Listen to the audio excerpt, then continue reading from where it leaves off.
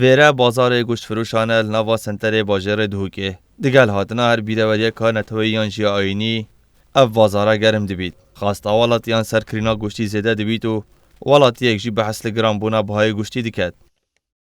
یعنی هر وقتی بری که میگویی بازار یعنی چقدر تغییرات زیاده نکردیه. یعنی تقریبا وقتی که کیلو پیازا بود که جم پیازای کردی. یعنی بس گوشتی گرانه سبب علف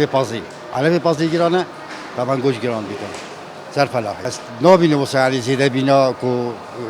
قصاب خانه کو استقلال کردنش نه. بس مثلا اما علفیات پاس گرانه گوشت گران بیتن سبب مصرف پازیه.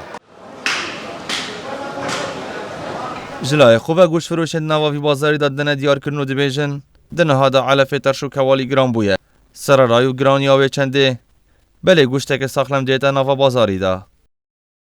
بهای گوشتی باشه هکر پیچه کشی گران بید دو سببت رئیسی نه سببکش خرام مسترتر علف نینه علف گلک گرانه طنو جهلاوی عراقی رشب نحصات زارو نکب دسمنو کبیتن هکر هبت جهندک سوریه طوزه ام نوریم دین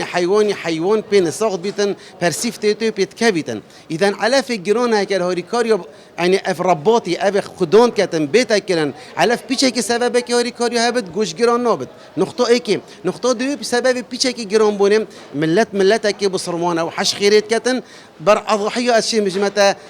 ده الصدي حتى 15 صدي بهاي گران بو بازار قویه گرک گوشت مشات دا فروتن و بیشن ایشکو های تشتکی های الدهوکی چتش نه چه بوا الدهوکی هر امشول خوبه کی برد که اینو باشتر جی خارجی ایشت هاین